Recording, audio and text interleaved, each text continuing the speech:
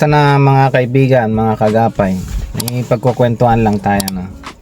Tungkol sa mga breadwinner na OFW.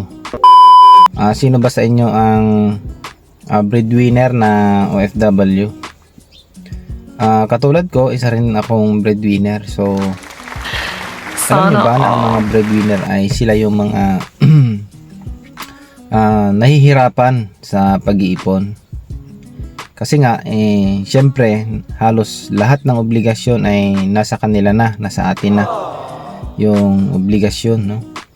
Bilang isang breadwinner, syempre, kailangan nating i-provide lahat ng pangangailangan nating ng ating pamilya at mga kapatid natin, magulang, asawa, anak, di ba? Minsan pa naman kung syempre kung sino yung meron, syempre tayo nasa abroad tayo yung madalas na nilalapitan kasi akala na nila tayo yung meron. At yun na yung kumbaga kultura ng Pilipino na kapag nasa abroad meron, may pera, ganon.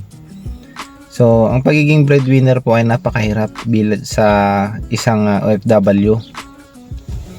Napakahirap po mag-ipon kasi yung iipunin mo na ibibigay mo pa. Minsan nga pinipilit nating mag-ipon ng pakonti-konti.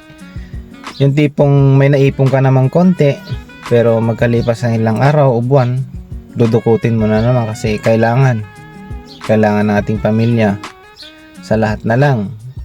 Siyempre ang daming bills na mabayaran, almost tayo na lahat ang sumasagot.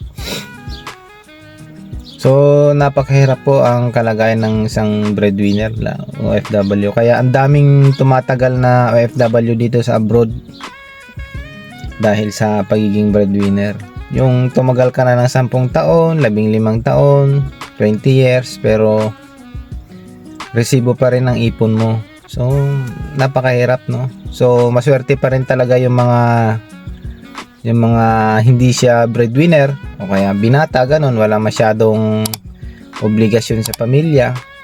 Yung tipong lahat ng pamilya may trabaho, may kabuhayan. Ang mahirap lang kasi talaga pagka ikaw ay breadwinner tapos yung mga kamag-anak mo ay walang trabaho. Ayan, talagang lahat ikaw magpo-provide. So, napakahirap maging isang breadwinner.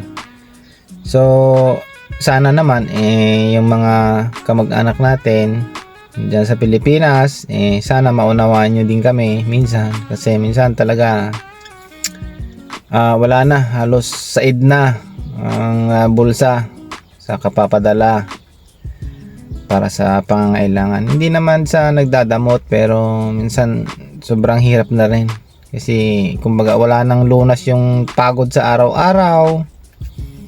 Yung matatapos ang isang taon, wala pang ipon. Matapos ang isang kontrata, hindi man lang makaipon. Makaipon kakaunti, pag uwi, ilang araw lang, ubos ng ipon, balik na naman sa abroad.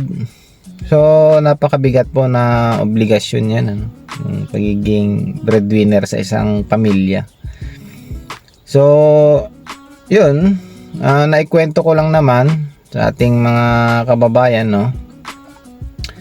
Ganun pa man ang sitwasyon natin ay pipilitin po natin na makaipon din para sa ating sarili kasi tayo lang din naman ang makakagawa ng paraan para tayo makaipon din para sa ating kinabukasan sa future natin. Kasi kung wag namang puro bitaw kasi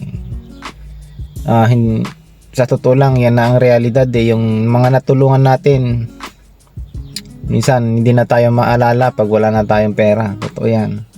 So, kailangan nating magtabi ng ating ipon para sa sarili natin. Yun lamang mga kaagapay at mga kaibigan. Hanggang dito na lang ang ating video. Bye-bye.